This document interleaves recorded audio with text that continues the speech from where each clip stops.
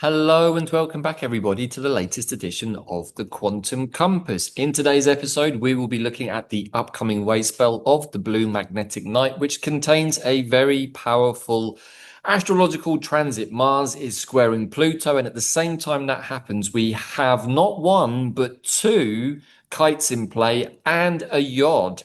There is a lot going on, everybody. We're here to tell you how we're going to navigate it with some suggestions from our side.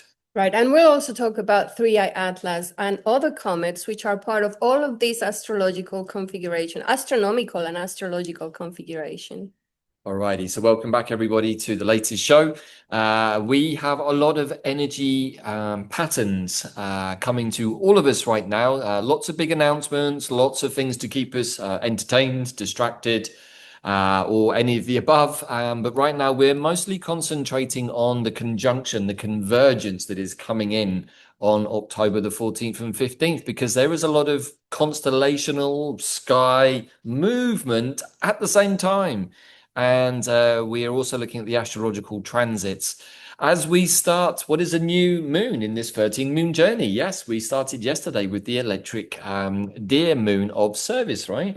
And we are recording this as the eclipse is Yeah. happening. So we know that this big eclipse, this partial solar eclipse, is bringing big changes. And we'll talk a little bit about it. We'll start with that window of eclipses, and then we'll go into the astrology we see for this wave spell. Right. So, as always, the main focus for the Quantum Compass is the upcoming Wavespell of the Blue Magnetic Night. You can see that we're actually fully in the Blue Night, which runs from September the 23rd to October the 5th. And we will look at that powerful Mars Pluto squaring transit, which happens on the second day, the day of the yellow lunar seed. And that, of course, is coming straight off the back of today's eclipse, tomorrow's equinox. And then we're fully into it, and it doesn't seem to let up, right? There's the energy just keeps building and building, and there is a lot to sort of navigate our way through. So should we get into the presentation, Yes, Bella? and if you're new on this channel, we talk about astrology, sidereal or constellational astrology. We talk about the cosmology of the galactic Mayan calendar, and we also talk about plants, which we will at the end of the call. Yes, so we always try to bring as many threads together as possible, not to give definitive answers because that's not our job. We're just giving some navigational coordinates using our inner quantum compass with the information available to us. And of course, that's out there to try and make sense of a lot of things that don't make sense otherwise. So without further ado, let's have a look at what we have for you today.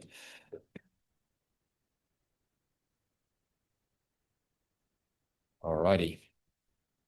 So, as we were saying, this is the Blue Magnetic Night. Wavespell is Wavespell number 15 out of 20. So we are approaching the end of this galactic spin.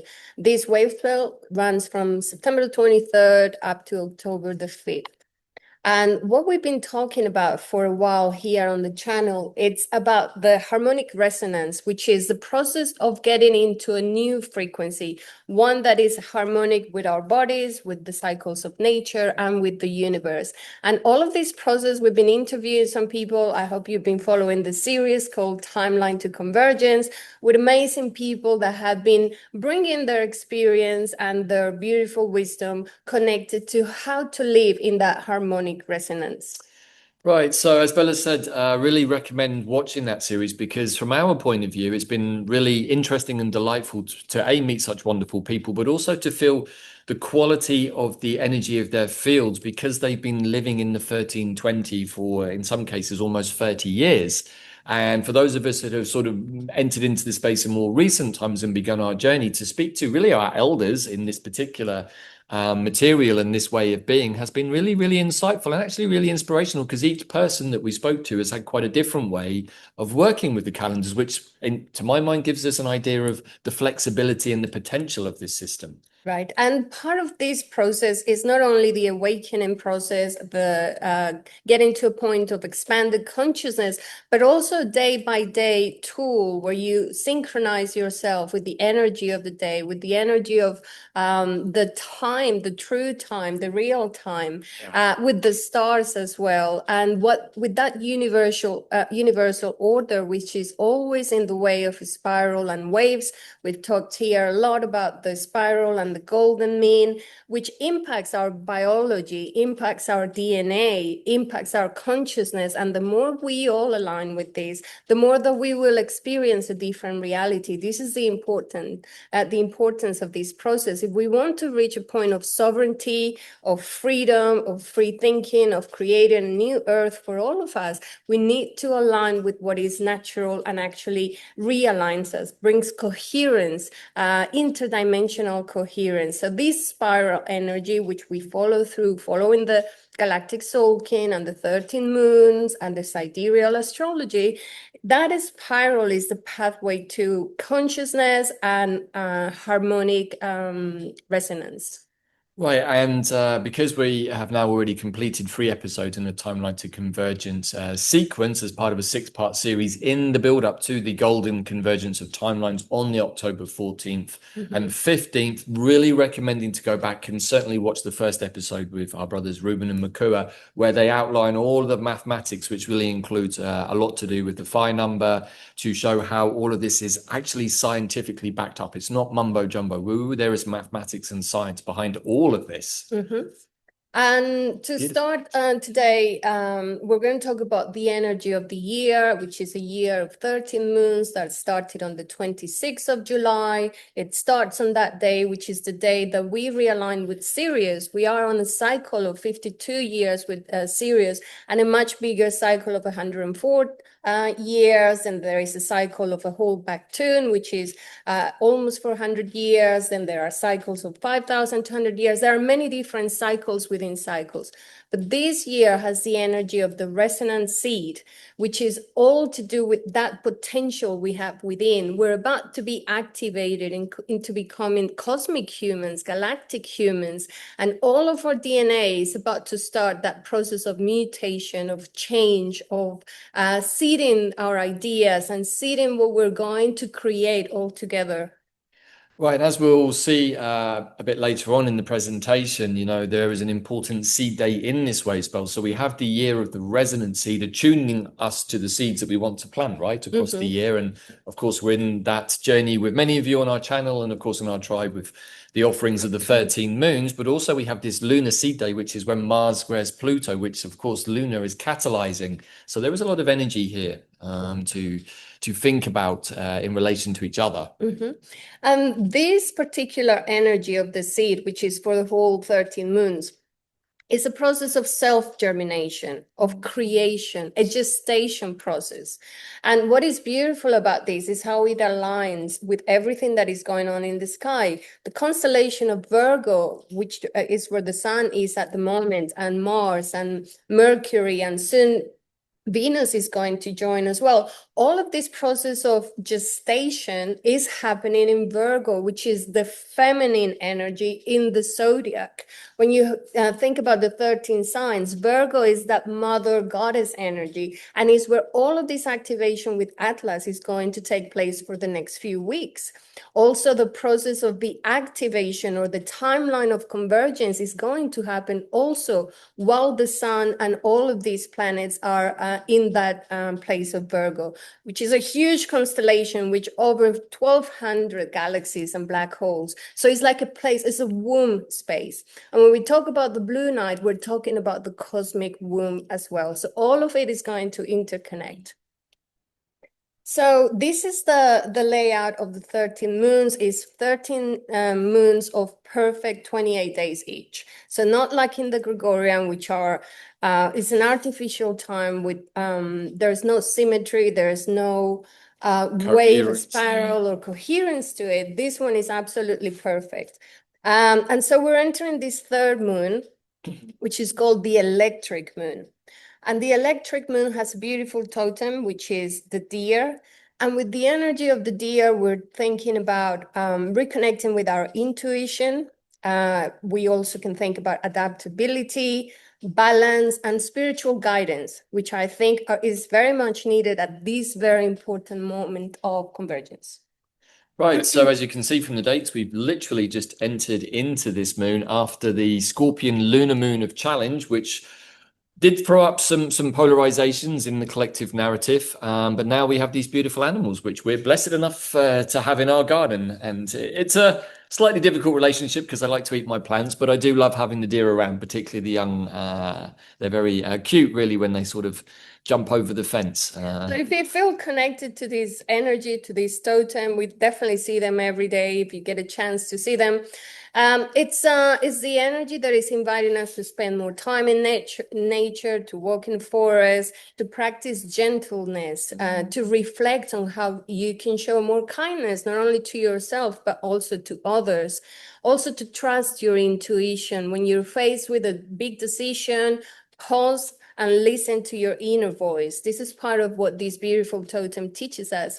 Also invites us to embrace change. We're in the middle of the biggest change I think the planet has ever seen or humanity has ever seen. Whether most people are aware of it or not, this is the moment. The next few months are going to be very decisive. So we want here to use this energy like the deer to move through transitions with adaptability and grace. If we want to meditate with this deer energy, we can just visualize it or go and walk in the forest or just invite that energy to your life. So there are also two questions that you can ask yourself for this moon between September 20th and October 17th. And the questions are, how does my creativity express my spiritual journey?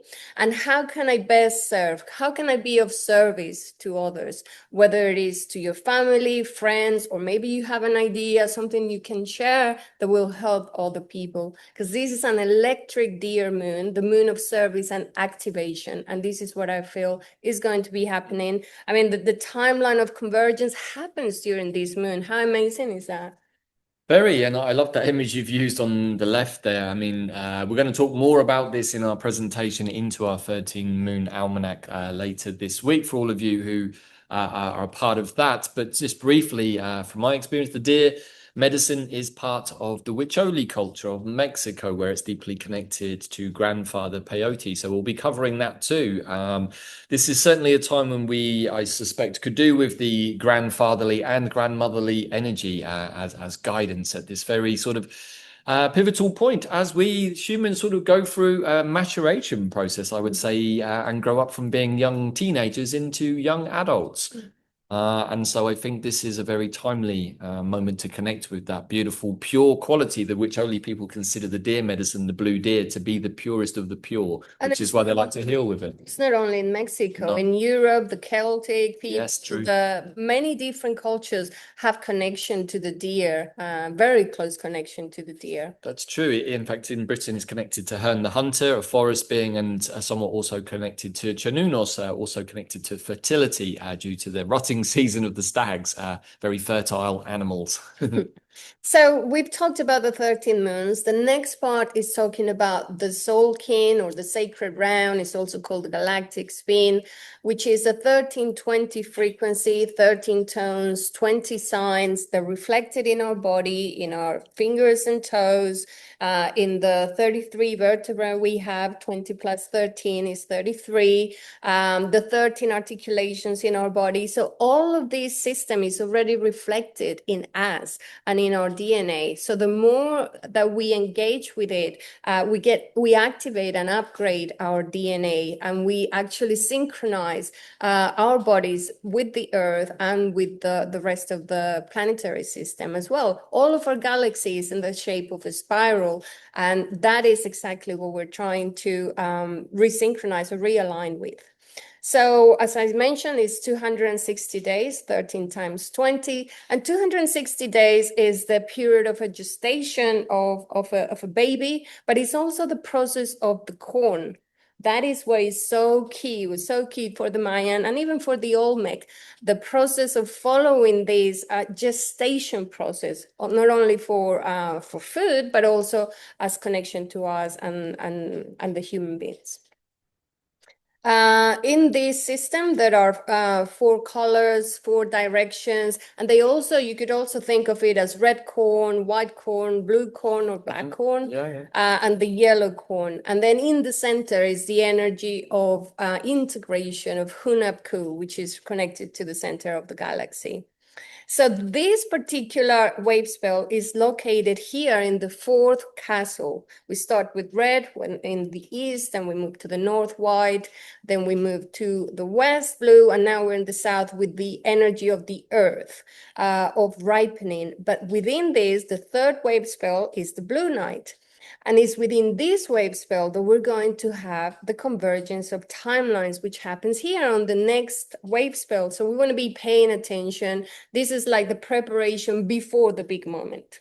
Anything you want to add here? Yeah, just as a slight aside, we've also been tracking the Celtic 13 tree moon calendar as well. And in this particular medicine wheel, or in the medicine wheel of the Celts, we're sort of moving into the end of the year, which is the time we're just coming out of harvest. We're literally, as we come to equinox on the 22nd, that's Mabon, which is a kind of second harvest period for those living in the northern hemisphere. So it's when all of the berries and nuts get put in. And so even though we're also moving into the period of Earth now in the Celtic medicine wheel, it's normally seen as being in the north, but and the actual meanings are a bit different. But this is a time to really also be thankful for all of the harvests you've just gathered, for giving yourself in the old days it would have been the opportunity to survive the winter, because sometimes surviving the winter was quite a big job. So if we think about it metaphorically, we're replenishing ourselves at this point with the wisdom that we need. It's a good opportunity as light and dark come into perfect harmony just briefly on the equinox, to use that stillness point to sort of really invoke the sense of gratitude for everything that you've already received as a ripening point, and as that ripens to be grateful for what you have. So what we try to do with this show is to invite you to reconnect with this sacred flow. There is a sacred flow that if you tune into it, and this is part of the conversations we've been having with all of these guests in the timeline to convergence, how once you experience time in a different way as an energy, you enter the flow of time, you enter the synchronicities, everything starts to realign, and you start seeing things happen with more flow and less resistance. Yeah, beautiful. So this is the wave spell for this from September 23rd up to October the 5th. We see, let me use this. So we're here in Kin 183, and we run all the way down to 195. We have 3 galactic activation portals, one on day 2, which we're going to talk about, is an important day. There are many things happening astrologically on that day. Then on day 7, the day of attunement with the moon, we're going to have another day activation portal. And then on day 10, with the human, the yellow human is going to give a manifestation as well on that day.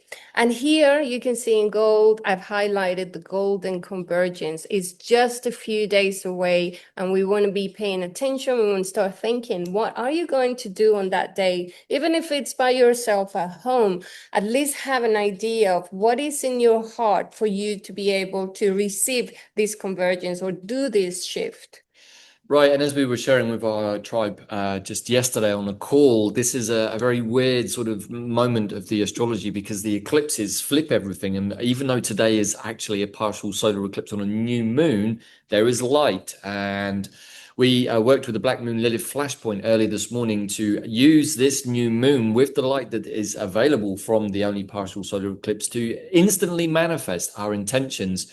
But also, this is a new moon that has some element of light, so some of it will come to fruition on the incoming full moon. Normally, with a total solar eclipse, anything that was intended on that will not come to its illuminated fruition until 6 months later. But with a partial solar eclipse, some element of it will come to illumination. So whatever you've made your intentions, definitely recommending prioritizing the most important things that you perceive that we, the collective, as well as you, the individual, need in this moment, all of which is going to come up in the astrology we're going to have a look at. And we know that the eclipses you start feeling them weeks before, and you could even feel them for up to 6 months. The effects and what happens in the world, it's very much seen for the following months. That's why many big events, which we're going to talk about, normally happen within this period of time. Right, so you've got that window of the eclipses, but you also have the equinox, which also has its own 3-month window up to the period of the winter solstice, or in the northern hemisphere, it's the winter solstice. So we're kind of working now in sort of increasing numbers of layers, all of which have their own unique importance and shouldn't be just disregarded. So we're having to weave the thread ever more tightly, all of which is synonymous with the energies of Great Mother Spider, who weaves the web of life. And this is these are the glyphs, so you guys get more familiar with them. It's good to know your galactic signature. What is your glyph? What is your tone? Your galactic signature explains a lot about the energy that you bring, the potential in your life. So this is the wave spell, starting with the blue knight. The qualities of this wave spell are all to do with connecting to your intuition. We're going to need that a lot to discern what is happening out there. Also to reconnect to our dreams. What is your dream? What is in your heart? And you definitely want to start putting this energy all throughout these 13 moons. What is the dream that you want to see come to fruition by next July? The energy of the blue knight also reconnects us with abundance. Think of the cosmic womb space from where anything can be created. And this is the opportunity we have during this wave spell. And it's also that sanctuary of inner self, the moments that we have to ourselves before we go to bed or when we go into meditation or reflection. That space or altar space that we create for ourselves is really important for these 13 days. It's also about lucid dreaming and exploration. Many of you that have this glyph are really amazing lucid dreamers and can connect with this energy, travel in the dream field, and reconnect with even get information through your dream space. It's also a good opportunity to be still, to reconnect with the mystery of life and to become more of a conscious dreamer. So the energy of now is reminding us that there is a dream that we can make happen. We've been made to believe that time is money, or that we need external sources to reconnect to God, that we need lots of things, which is not true. Time is art, and time is all of the creations. We're co-creators, and the connection to God is always inside of us, and we can do it every day. And this moment of stillness is so important every day to do a check-in. Yeah, I was just feeling into everything you've written here, and in many ways, the very last few words of "weave your dream" is really what Quantum Compass is all about: weaving the dream through all of the various different threads, inputs, coordinates, anchor points that you can put into your own storyboard, and you weave a story out of them. That is what really we are doing here as humans. We're being actors in our own play, and hopefully, at some point, we remember to have fun with it. Yes. And what we like to advise as well is there is a shadow that we can work with every wave spell. And during this wave spell is having too much of a subjective perspective, like too narrow, or also falling into sadness or depression, which is very common now with the amount of energy fluctuations like Schumann resonance and solar flares. And just people seeing the state of affairs of the world, but also the cognitive dissonance that is happening and will continue to happen even to a larger scale. The cognitive dissonance is, I would say, one of the things we need to start paying attention to and be open to many different possibilities and use your intuition and discernment. Another part of the shadow to pay attention to is self-judgment. Whether you're judging your appearance or your lack of whatever, or judging other people, that's something to pay attention to. The fear of change could also kind of surface, but let's remember that everything is in constant change. And we're here in probably the biggest change the Earth has seen in probably thousands of years, maybe since the Atlantis times. So we want to be flexible and have our dreams ready to put our heart into them and be part of the co-creation of what is coming. The last part of the shadow is doubting your intuition. We always get a sign from our higher self telling us, oh, I should have done this, or trust this, or don't trust that. So important to trust your intuition right now. That gut feeling, that heart feeling that we get, or that sign that comes from our higher self. Definitely let's pay attention to that. Anything else? I'm just going to add about the shadow for those who live in the northern hemisphere. After we get past the equilibrium point of the equinox in a couple of days, then the descent into the dark as you head towards solstice becomes more and more apparent, particularly once you get beyond Samhain at the 31st of October point. So just on that point, it can be for some people, not all people, it depends on your mentality. It can be a depressive part of the year. So if you know that you're prone to somewhat the winter depression because there's less light, make sure that you put light-filled plants into the system, really recommending St. John's wort and mullein for that because they help lift that sense.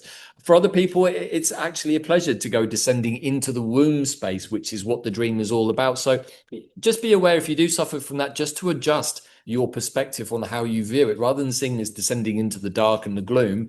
View it as descending into the place of creation, which is what we do when we come to the winter solstice for those final few days in that womb space of the stillness before the return of the light on Christmas Day. So this is really the beginning of that journey now to that place. And of course, we're working with the dream space, the womb space, and we're working with seeds, all of which is perfect. And as you can see here on day 5, so you follow the 13 steps, the 13 tones. On the first day, you want to define the purpose for this Wavespell. What is your dream? Or what is it that you want? Maybe it's connected to abundance. Where do you want to put your energy for these next 13 days? On day 5, we have the Blue Night, a lot of healing. On day 6, 7, 8, 9, we have the Blue Monkey. We have the energy there to go into our heart, into our innocence, into our inner child space. And then we transcend this Wavespell with the Blue Eagle, with a higher perspective, with a higher mind, more 5D. Okay?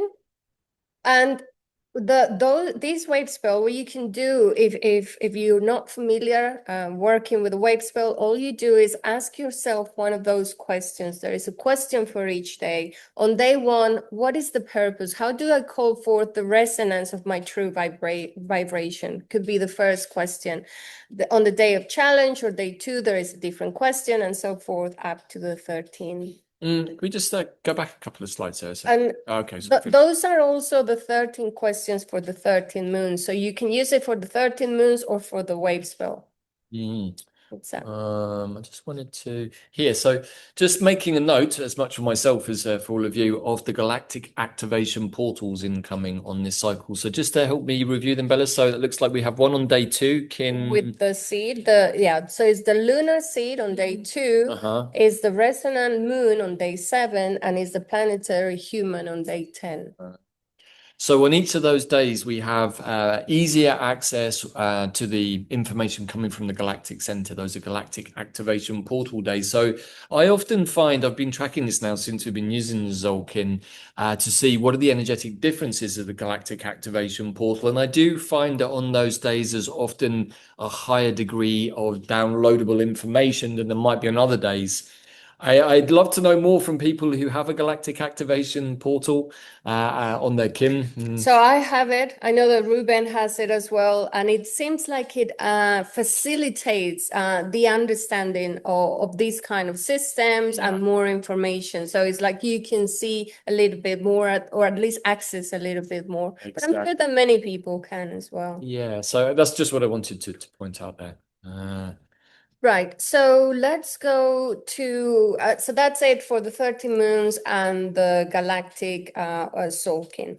Now, this is a reminder of the big moment that is ahead of us on the 14th, 15th of October, that point of redemption, the end of karma, the earth going into the real time, universal time. And it's a place where we want to start thinking about, okay, it's a new place of harmony. It's an opportunity for all of us to be putting that energy into it. And I do feel that it will be a day, it will be remembered as the moment the people inherited the earth. I do see a big change, but it depends on all of us. Where are we putting our energy and focus? This is another summary of the amount of deltas that we're coming to. Here on the right, you can see the ancient Mayan calendar, the long count date, and how on October 14, we reset to 13 back tune, 0 Katun, 13 tunes, 0 winouts, and 0 kin. And the day is going to be for a how or a self-existing Sunday. So it's a very important day because on those days is when there is a reset. a marker of when the new era starts. So again, just for those of you who are new, the self-existing tone is all about creating structure and form. So we could understand that this would be a new form or structure being created by the sun as part of that reset for a new, maybe enlightened way of being, right? I think it's the moment that we are going to get activated, like Yeah. the beginning of our journey as cosmic humans or as galactic humans. There are so many new terms out there, but as having that upgrade, going into our ascension process, I think this is the beginning of it. Our DNA will start feeling the changes. The fact that we have all of those comets and in our sky now, we're going to talk about it in a little bit. I think there are enough signs and synchronicities to mark all of those big events. Right, so as always, we're fusing the different coordinates together. So thank you, Bella, for giving us the oversight of all of the kind of more time-based threads. Here we're looking more at the space-based threads of where everything is in correlation to the time layout. This is the space layout. And so first of all, we've now managed to get our heads around the 13-sign astrological system with the help of the wonderful software being provided actually by our colleague Afan Chimenti. So thank you very much for that, brother. It's called True Sky. True Sky. So if you are like us and sort of making the switch with your astrology, for sure, it's made things a hell of a lot easier for us with software that we can now track everything accurately. The only thing it doesn't have is some of the asteroids. So I still use the Western astrology to plot those out, but on the 13 sign system. So we're now reading the astrology through the 13 sign system for those of you that maybe have followed us before when we were following the Western system. So these are really just the major astrological transits that are coming up, but the main one that has really caught our attention, right, Bella, and then fueled a bit of a deeper dive into some of the transits was the one that's coming up on day 2 of this Wavespell, which, as we've already said, is the lunar seed. So catalyzing that seed in this resonant attunement year of the seed, we have Mars squaring Pluto. I think ordinarily this would be considered to be the most challenging of all of the astrological transits and placements, Mars and Pluto. On a lunar day, which is already a day of challenge. And a galactic activation portal day coming off the back of an equinox and a partial solar eclipse and a black moon Lilith and a whole bunch of things flying towards us from every direction they can think of in space. So there's a lot going on. That's the bottom line. So we're going to look in more detail primarily at that transit between Mars and Pluto in a minute, but also a little bit further down the Wavespell, we have Mercury in Virgo squaring Jupiter in Taurus. And then on day 10, the day of manifestation, Mercury still in Virgo, opposing Chiron in Pisces, which I feel could be important because that day Venus also conjuncts the South Node. So as we come to the end of the Wavespell, we'll look at the other bit in a second in more detail. Mercury in Virgo is communicating really with the voice of the goddess now in the 13 sign system. And she's having more of a tense conversation with Jupiter in Taurus. And we can all start to feel into what that conversation might be about. Is it about perhaps the restoration of the earth, the goddess now restored? The shadow of Lilith has now been restored to that of the ascended goddess, at least in our opinions. That's what we believe. So now that the goddess is feeling a lot happier and Virgo is sort of being restored to the true extent of her capacity, really, which is what this system is doing. She's now asking Jupiter in Taurus, who is expanding the energy of the earth, because these two Jupiter? Gemini. No, in Jupiter is in Gemini. Sorry, Jupiter in Gemini. My bad.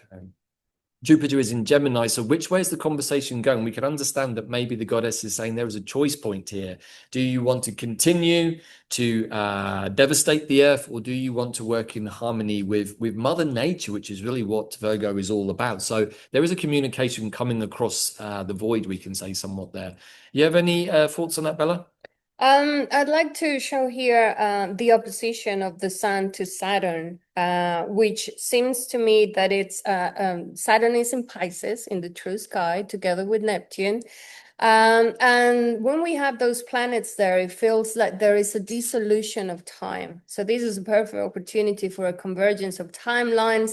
We get to see the veil as well. All of those planets are retro. And I feel that this is the moment for a reality check where there will be a lot of cognitive dissonance. So as we round out the end of the Wavespell, or towards the end on day 10, the day of manifestation, we have Venus up here in Leo before she enters her, as we would now consider it, probably her home sign of Virgo. She's going to conjunct the South Node. And of course, the South Node is about our collective past and where we're coming from, all of which we're going to be looking at also in a second on these yods and kites that are in place. So she's conjuncting the South Node, but also at the same time, Mercury is in Virgo and is opposing Chiron in Pisces. So there's something here, I feel, about the collective healing process, maybe the collective healing process with the goddess.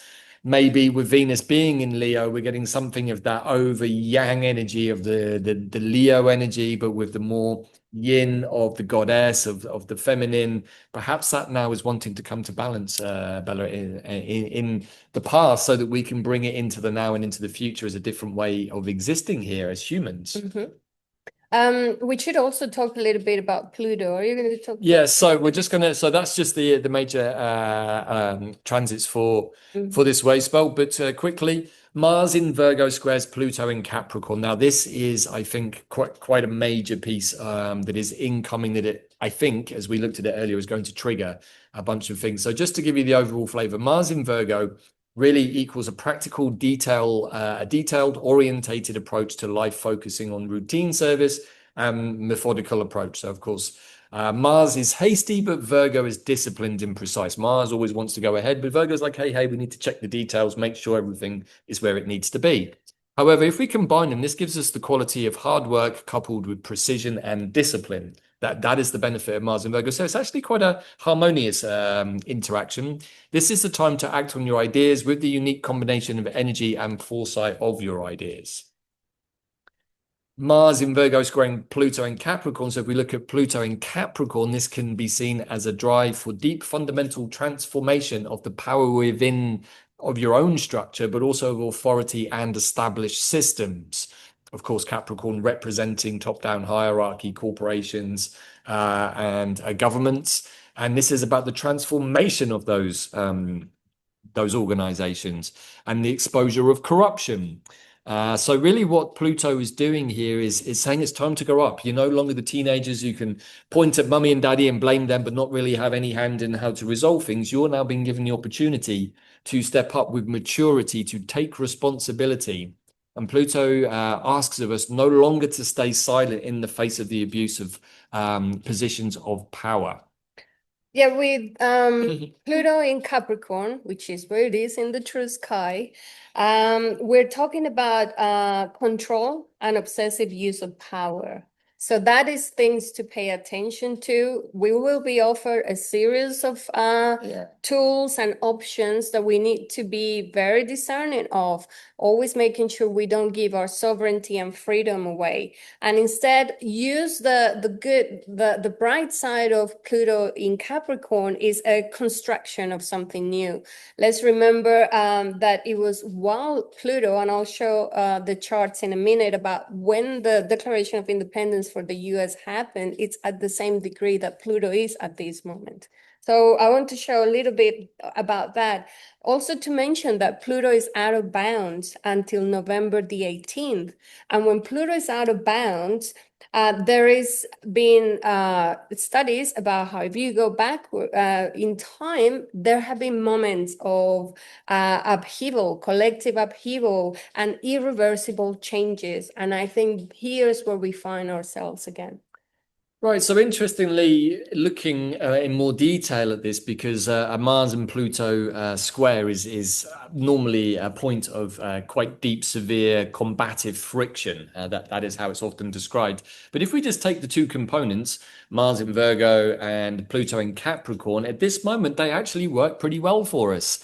But I also think that, especially this one with Pluto in Capricorn, in my mind now, increasingly, feels a much better fit for the process that it feels that we're in and about to go through, rather than Pluto entering Aquarius, which is based on the presumption that we've just done the reconfiguring of the top-down hierarchy. Maybe people out there might disagree with me on this one, but I would suggest that we're still very much in the process of that taking down and reconfiguration. So this is where I feel, Bella, that the 13 signs system actually fits the operation better. We've had a lot of many Western astrologers speaking recently, and everything that's being shared, because they're great astrologers, great energy readers, resonates. But somehow the filter with which it's coming seemed a little bit off. And I think the Pluto in Capricorn to Pluto in Aquarius is one of them, but also the Uranus moving from Taurus into Gemini is also another one that doesn't quite fit the profile right now. So this is an invitation for you all to feel into that and see what do you feel. But we're working with this particular premise at the moment because it seems to fit.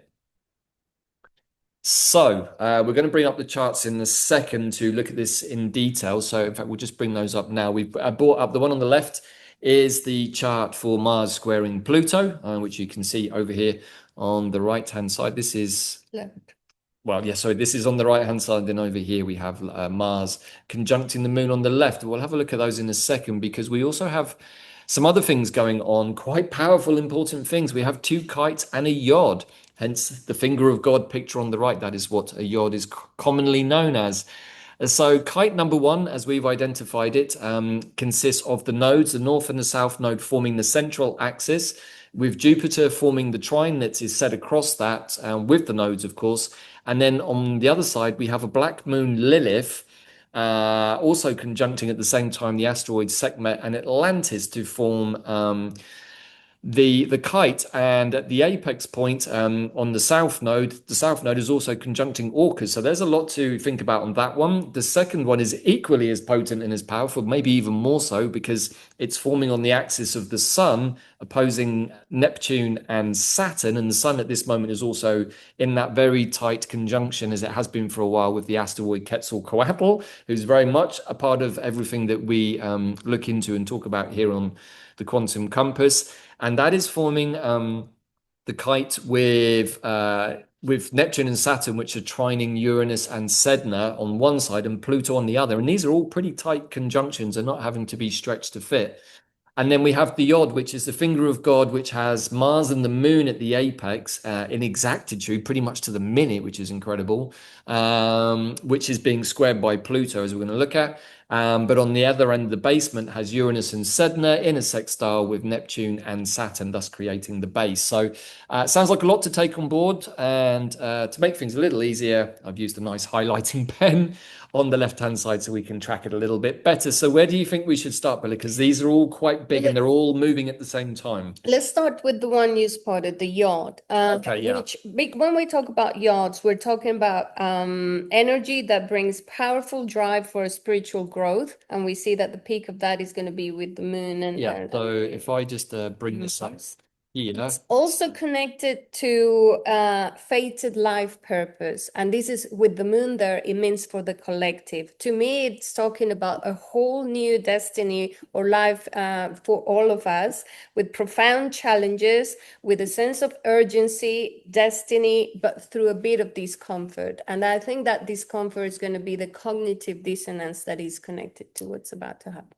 Right, so we've put both charts here for ease of viewing. So I've just, on this one, I'll probably do it for all of them just so that it's easy to see. So this is the yod here, the sextile with Uranus, and you can see that here on the other chart where we've got the asteroids, you can see that Sedna is very, very close. And then looking across the base of the sextile, you have here in just a 3-degree orb is Neptune and Saturn here in Pisces. We could almost say as well, because many astrologers look at this at the midpoint between the two sextiles to see if there's anything placed there. And lo and behold, there is. It's a little wide, but we could say that this is also having an inflection on Chiron, which because that is the pressure point. The opposition is that tension, like the spine of the kite. So it's very important. It's a little bit off. It would be a little bit better if it was more towards the end of Pisces. So what is interesting here is this being aspected by that square to Pluto, because this is the moon at that moment where it's exacting between Mars and Pluto in the square. It's almost exacting a conjunction to within 2 minutes with the moon. And let's remember that Atlas is really close to Mars Yes, now. yeah, yeah. So it's kind of part of that finger of God or that yaw. Right. So, yeah, thank you very much, Bella. That's exactly where I wanted to go with this. So, at this particular point here, with this Mars Pluto inexactitude square here on this chart, at the same time, we can say that somewhere probably just around about It's already in Virgo. yeah, somewhere around about here is where Atlas 3i is coming in on that trajectory. So as that comes in, many people, us included, feel it's going to activate transiting Mars. And if you have a natal Mars there, or anything else for that matter, probably that too. But at the same time, it's going through quite a strong procedure itself. So we have the Yod being formed in with the harmonious sextile at the base, the conjunction at the apex between the Moon and Mars, but that actually itself in a square to Pluto. Mm-hmm. So what to make of all of this?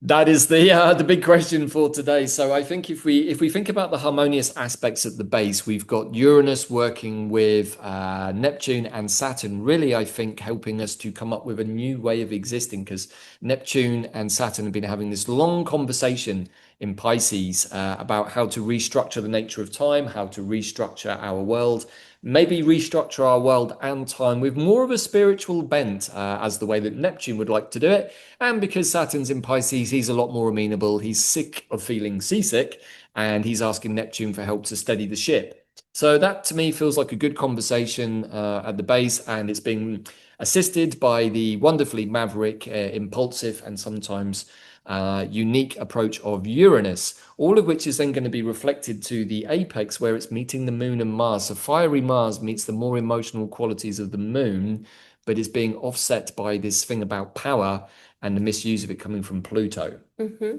The way like I'm reading that Uranus in Taurus and with Sedna there is that it is the big change, the big shock that comes and changes the Earth.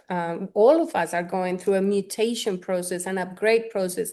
The plants, the whole Earth, the whole energy grid, and our DNA is part of this process of change and mutation. And there is, I think we're here ready for a shock, something that shocks and brings the energy of mutation and upgrade to where we're meant to be going. Uh, I think finger of God is perfect. It's a perfect term for what we're about to experience. And the Neptune Saturn there in Pisces is about that dissolution, that moment of the veil completely dissolving, time dissolving, and all of us getting to see in Virgo. That's why Atlas is here to make sure that people pay attention to the true sky. Where is Mars at the moment? It is in Virgo, and it's where we can track the action of what is about to happen. And this is a moment of cosmic activation. It's going to happen with Mars, then it's going to happen with the Sun, then it's going to happen with Venus. So all of this process, by the way, the chances of all of this happening are infinite. It's like 1 in 20,000 for Atlas to come and touch all of those planets in this sequence and to be aligned almost with our ecliptic. It is just phenomenal.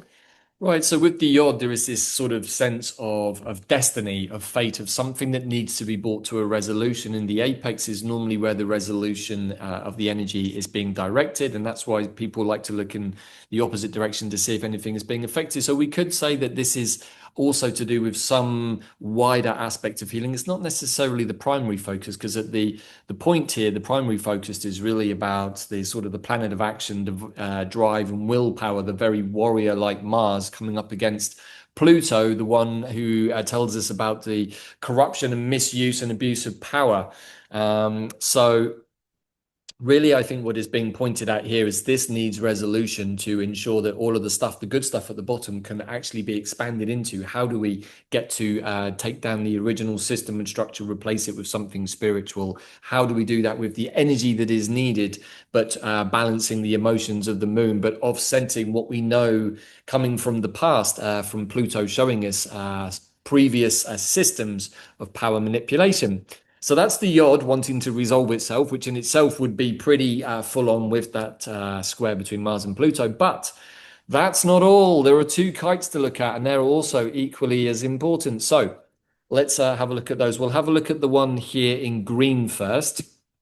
This is Jupiter up here in a trine across to Black Moon Lilith here, currently in Libra. As we can see here from the Western system from astro.com, that's Black Moon Lilith, and she's very close in with Sekhmet and Atlantis. So they're also getting pinged in this. So there is a large element of the goddess in a harmonious trine, of course, with Atlantis. Perhaps this is a time with Jupiter showing us the way to expand on the healing, that if we go back in time to the inception point of the timeline tsunami in Atlantis, then this could be the moment that happens. And it's interesting because this is happening with the nodes. So that's meaning the north and the south node, our collective past and future. So we can see how this is playing out here. These are the this is the trine, the grand trine, but also we can see here the kite. Which is formed when a midpoint creates sextiles with these. So you get this beautiful kind of kite shape, and it's a bit like a bow being pulled back. And so this would be the point where the arrow is loosed. And so in this case, coming from the past, we have the south node conjuncting the Oathbreaker, Orcus, asking us to review all of the contracts. Where did we break contracts? And because we've got this other effect going on with the Yod, I would suggest this is a moment where all of this is asking us, have the people that we put in charge served us, we the people, the way that they were commissioned to, with the system of governance that we currently have on the planet. I think that's a big part of it. And as it's pointing towards the North Node, it says that we're wanting to resolve this with the Yod at the same time for the future that we're all stepping into. Anything on that, Bella, you wish to add? I'd like to add a little bit of background to it. So there are two comets here, and when we talk about comets, it's that potential for the potential. It talks about potential, but also about freedom, because there are many aspects there. When we look at the kites, there's always a grand trine.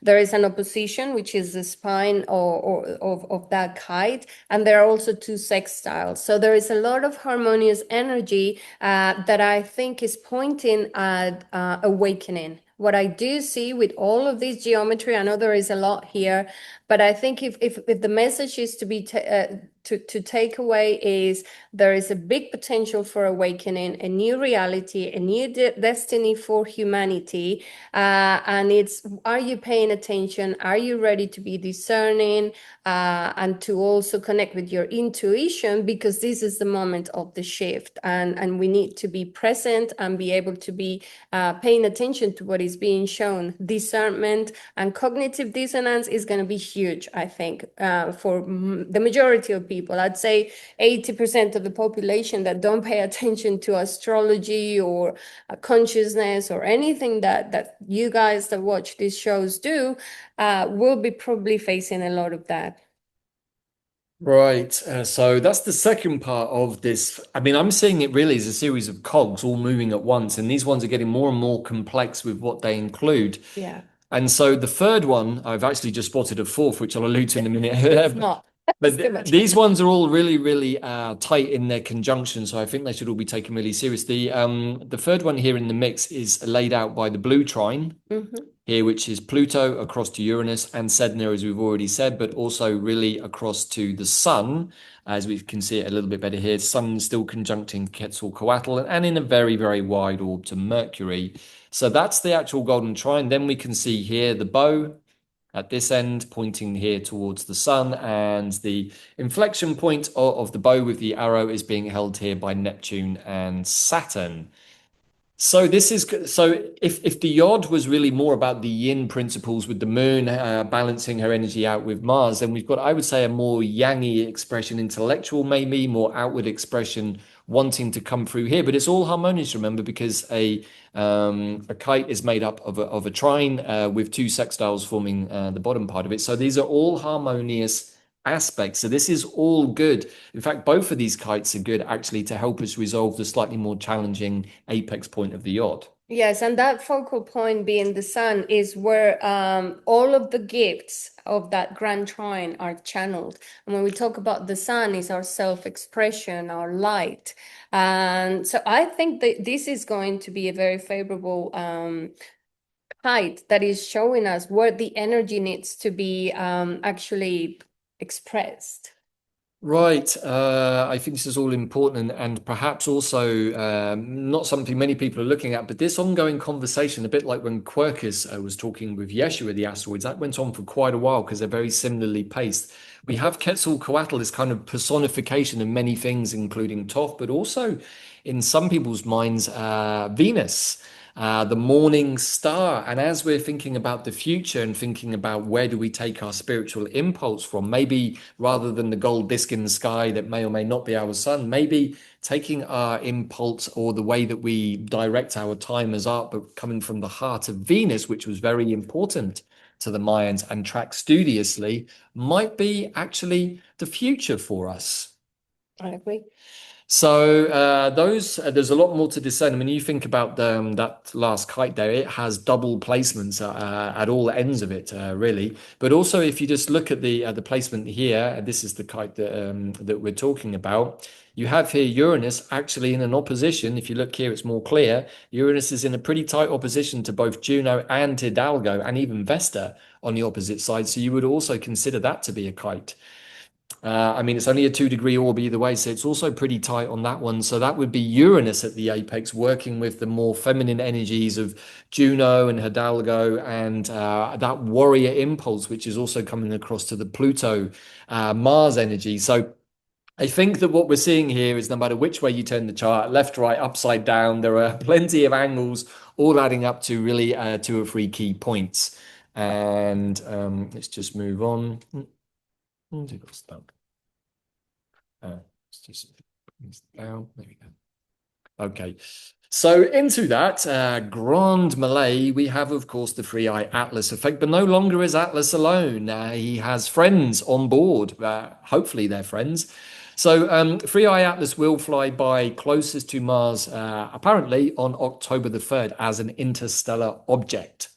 As we've been covering recently, I haven't really got too many scientific updates on that. Many people out there speculating all kinds of interesting and sometimes wild philosophy, some of which resonate and some that don't. So on September the 11th, a different kind of object appeared, which was designated as a messenger from our own ancient past. A comet named Swan appeared from the Oort cloud. This is on a very big elliptical orbit. So this sort of swings by, I think, about every 25,000 years or something. So no doubt that that is also plugged into the great universal clockwork.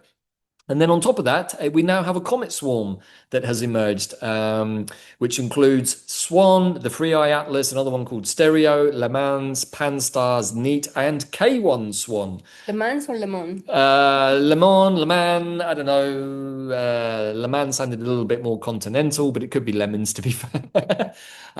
So this is what's going on top of the astrology. And as we said, Free Eye Atlas is coming into that very close flyby on October the 3rd. So this is all very much in the viewfinder in this Wavespell. Sky Live, so Yeah, you so can if I just stop sharing this one a second and switch over to this, we can sort of see it a little more This clearly. website is pretty useful to track all of those different asteroids, even to have a look at the interaction of Three Eye Atlas, first with Mars, as you can see here. Oh, yeah, If you go to, yeah, carry on. Do you want me to zoom out a little bit? If I can?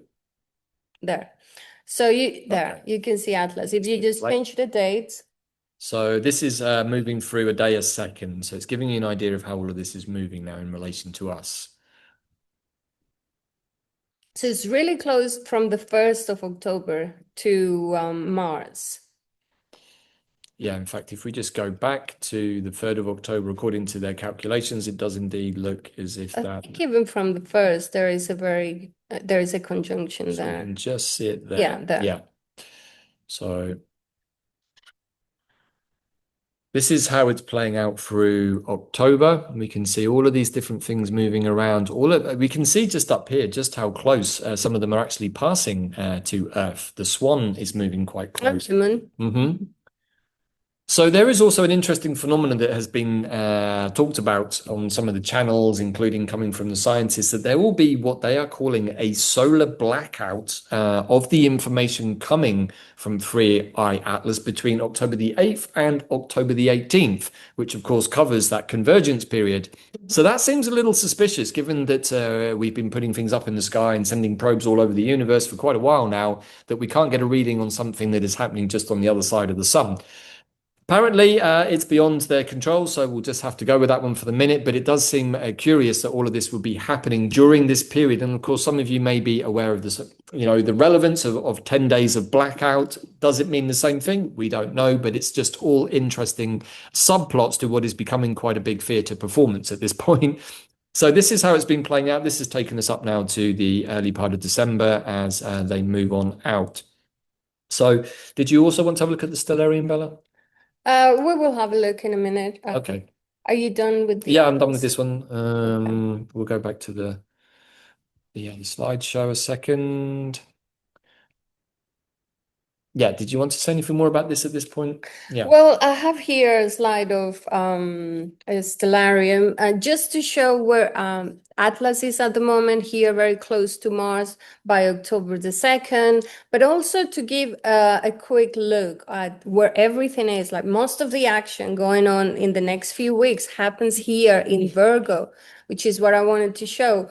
The interaction of Atlas with Mars, Mercury is conjunct Spica, which we've talked about. Spica is that cradle of the angels, that energy that is also connected to fate. The fate of humanity is now what is about to be determined. And it needs our energy, it needs your dreams and your intentions as well. So that is not determined by governments and external forces. It has to be together with all of us. We need to put our intentions here. So that is why we want to emphasize these next few weeks are so key. Here is the sun also in Virgo, and we're going to have many more days of the sun in Virgo doing all of these activations. Then Venus is just about to leave. Venus right now is in Leo, it's conjunct Regulus, but by October the 2nd, it's going to start leaving Leo and it's going to join here the energy of Virgo. And Jupiter is here in Gemini.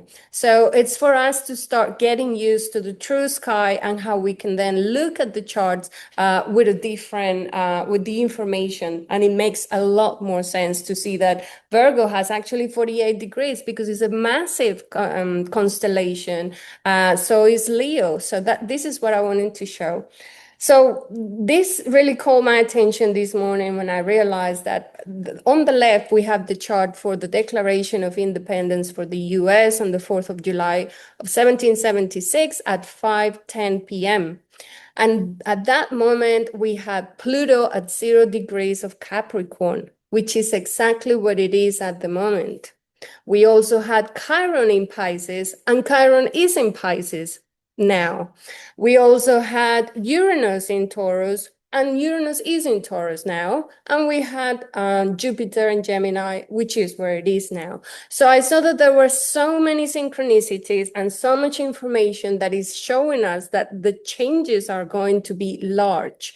There was a lot of energy. We had Saturn and Neptune in Virgo at the time, but now we have a big stellium of the Sun, Mercury, Mars. There's a lot of energy, and Venus is going to enter also very soon. So I just wanted to show this because we need to start rereading astrology from this lens of the true sky, not as we had been doing it with the Western astrology, which I think makes a lot more sense. Right, so we can see that on both occasions, Pluto was in retrograde, almost to the same minute. It's fascinating. So if we think back to 1776, we can see that there'd been a period of revolution, fighting, and then out of it was the Declaration of Independence was born. What we all think about that sort of 250 years later is, I think, very much the conversation that we're having quite publicly, all of us. and looking at how legitimate governments are, constitutions are. If you don't have a constitution, what's holding it up, as in the case of my country? So there's a lot to think about all of this. But more than anything, I wanted to show the amount of similarities of the cycles that repeat themselves and all of the things that we talk about, the changes of people, of collective upheavals and creation of new systems. It's about what we're going to see, the collapse of the old systems and the beginning of the new ones. And here's where we all need to be paying attention. So we don't be, we're not, what do you call it? We're not sold a Mickey or a lemon. We get what we ask for. So just a summary here again of roughly the dates. We know that Atlas is changing every day. It's growing in size. It has changed from red color to green color. Many channelers are saying that they feel it is connected to a commission, a peace commission of galactic beings. We'll see. And here's where each one of us has to use the discernment, the meditation to go inside and see what is all this about? What is this cosmic activation and what does it mean for all of us? And during this wave spell, so it is going to be in Virgo and very close to Mars. Right. So just before we come to that a second, just wanted to look. So interestingly, during that Declaration of Independence, Pluto was directly opposing Mercury, the purveyor of communication. So I wonder if there's something in that maybe the declaration was not actually communicated in the way that it had been originally envisaged. And in retro, yeah. In fact, so Mercury and Pluto in retro. It's an interesting thought. Also there, I'm seeing a Yod at play there also with Black Moon Lilith and Mercury with Pallas Athena at the potential apex of it. So anyway, there's always something more to have a look at. And at this point, I thought it'd be good to introduce a plant of the Wavespell. And of course, with this Wavespell of the Blue Knight, there was only one possible candidate for this, the Dream Queen herself, the one and only Lady Mugwort. And I absolutely love this picture on the right. I'm not sure who the image is by, but it, to me, personifies the kind of witchy green lunar magicness of Mugwort in general. So Mugwort is Artemisia vulgaris. It's part of the Artemisia genus, which includes over 400 species, for those of you who are not so familiar. And along with wormwood and sagebrush, constitutes one of the three major subspecies of the genus itself. All beautiful plants for many, many things, super, super powerful. We've talked about them many, many times before. But Mugwort is good for clearing parasites, as indeed are all of the Artemisias. We always pretty much have been recommending wormwood since day one of doing all of these shows. But the reason I've included this is that Mugwort is the Dream Queen. She is ideal for enhancing psychic potential from the third eye. She definitely enhances psychic visions and is renowned for her ability to enhance dreaming, which works really beautifully with this wave spell. And in fact, so good is she at enhancing dreams that if you are having lots of vivid dreams anyway, then the chances are that she will help you get propelled into something more akin to a lucid dream, dreaming consciously, which is what this wave spell is all about. You can assist that process by having a mugwort tea before you go to sleep. I had this practice for a long time. Of course, drinking a cup of mugwort tea has two benefits. First of all, at some point about 4 hours later, you'll probably find that you need to go to the toilet, which is a perfect way of waking up, going in a slightly hazy wander to the toilet and back, and then getting back in to bed and continuing the dream practice. That sort of slight jar to the sleep process that going to the toilet will do will actually really help benefit your dreaming practice, because you can go back into a more hypnopompic state more easily. If you have a dream sachet under your pillow, this is a little pillow in itself that you can make and stuff it full of dried mugwort. Having this underneath your head when you go to sleep will also enhance the dream qualities. And in general, having little pouches of plant material anywhere around your physical body is akin to having the plant somewhat permanently as a spirit in and around your energy field. And mugwort is also very good for protection, particularly in the psychic spaces, particularly on the lower end frequency stuff in the astral planes. But mugwort has another well, she has many other qualities, but this one I think is also super useful for all of you who are feeling tired and sluggish. Mugwort is very good for boosting chi energy. if you do that in conjunction with Kundalini yoga or Qigong or Tai Chi, it will really help get any dancing. Even dancing, yes, that's another good one. But I also love the practice of moxibustion. I like acupuncture anyway, but moxibustion is done with Chinese mugwort being burnt over the acupuncture needles into the nodal point. So this is also a kind of a geomancy plant as well. It very much works with nodal points and waves, which is how we understand geomancy. This is a dragon plant because it works with the telluric currents of our body. And so Mugwort is very, very good at moving stagnant energy and getting the body revitalized. So really, really great plant for this moment to help with all of those issues. And perhaps also one thing Mugwort is good at helping us really get clear is astral bullshit. How to tell the difference between something that's being projected at you that's an illusion, which of course is the shadow side. Is that a technical term? It is a very technical term. I'm sure our audience will know exactly what I mean. And ascertaining what perhaps is something real in the astral space and what is something that's being projected from somewhere else to convince us. Because, you know, convincing us in 3D is one thing, convincing the more psychic of us in 4D is another trick altogether. And if any of you are paying attention in the astral place, you can see where there are psychic projections to convince the psychic people as well as the more 3D based people.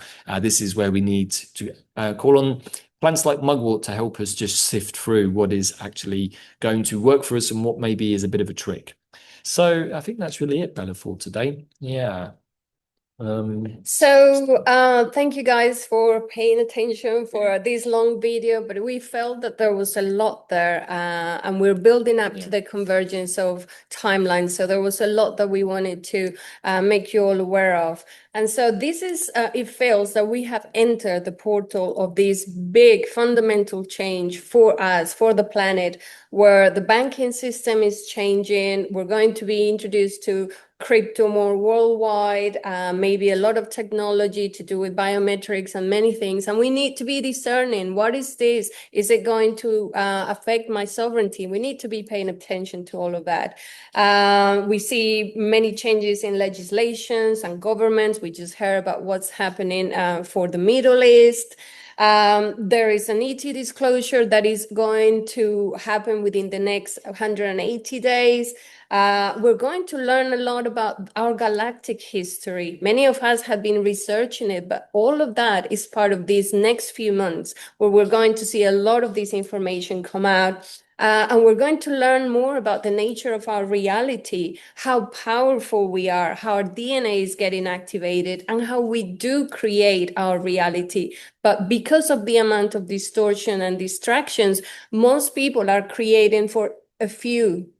For those elites, they have managed to get everybody to create the reality they want. This is the moment where all of us create the reality we all want. Dream big. Yeah, dream big indeed. This is the time for dreams and not limiting your dreams. You know, I think too often the scientist reductionist way of looking at things that the West has kind of engendered over the last 30, 40 years has really limited people's ability to dream into very, very narrow, I don't believe it unless it's in front of me kind of mentality, which really limits our imagination and our dreaming potential. So if I would suggest anything to anybody during these next 13 days, is just dream big and dream creatively. Don't allow any kinds of limitations to come to your dreams, and think about what would your dream world look like if we had a more harmonious structure for our society, a more supportive structure for all areas of our society, whether it's the older folks or whether it's the newly born. Everybody needs more support. I think that at this point in my life, I can say if I look down the road to what's coming towards me, I can say that all of those folks are already there. I would suggest that they need support. And if I look back behind me to the younger folks, they definitely need support. Everyone has been through a lot over these last few years, and indeed this lifetime. And I think the two kites in the yod are pointing to all of the things that need to be resolved with the nodes and also with Pluto squaring Mars and all of these sort of emotional, fiery topics that are coming up. But also really, most importantly, we're being asked to decide on the nature of the future that we want. Do we want a more harmonious, heart-based, earth-based way of governing ourselves, or do we want to succumb to more dystopian control mechanisms, with, more sovereignty being taken away from us or allowing it to be taken away from us. And I think that without too much deep diving into those rabbit holes, I think most of you will know what we're talking about. So I think this is also about us standing up for ourselves, Bella, and understanding that we don't have to take what's on offer from somebody else. We can dare to dream big enough for ourselves that maybe we can come up with something a little different to what's been served up previously. Something that is truly for the highest good Yes. of all, where everybody's included, everybody thrives, everybody's healthy. Nature and Mother Earth are put first as well, because what we do to Mother Earth and to the air and to the water, we're doing to ourselves. So this is the moment to realize we're interconnected, we're one of the cells of the Earth, and we all need to take care of each other. Right, and as Atlas 3I comes in closer to Mars in the coming days, just a reminder of Mars in Virgo, the synopsis of it is a practical and detail-orientated approach to life, focusing on routine, service, and methodical action. That's how we take care of our world, by being disciplined, by being centered, by being in the moment. And actually, this is a great place for the activation and initiation from Atlas as it hits Mars in Virgo and starts to allow all of these things to come to clearer fruition, hopefully in more people's awareness. It is the moon of service. So what do you have in your Right. heart to put as creativity, as what you have to share with others, to the service for the highest And good with of all? passion, this is your passionate service to the goddess, Virgo. How do you want to show up for the goddess and show that you're here to be of your Think heart? of the goddess as Mother Nature, Yes. because that is the essence of it all. Yes. I think that's it. We've rambled for quite a lot. Well, the last couple of shows have been a bit shorter for various reasons, and this one has caught our attention with all of the different inputs. So we hope you found that useful. There will be a lot more coming from us in the coming days, alerting you to a healing session. For those of you who are in our tribe or maybe want to enter into our tribe, we have a free healing session on the 29th of September at 1 p.m. Central Time, because it's Michaelmas's day. It's Archangel Michael's day, and he, as far as we are concerned, is the being really more than any being in particular who's overseeing this operation here at this time. And I think that it would be really great for as many of us as possible on that day to attune to Michael's energy and call him into the planetary space, along with any other energies of our allies that we feel that would be appropriate. So just alerting you to that, head over to the quantumplanet.world and hit the subscribe there, and you'll be informed of that in the upcoming days. It's free. It's free, yeah. Okay, so that's it from us in Lakesh, and we'll see you in the next video soon. In Lakesh, bye for now.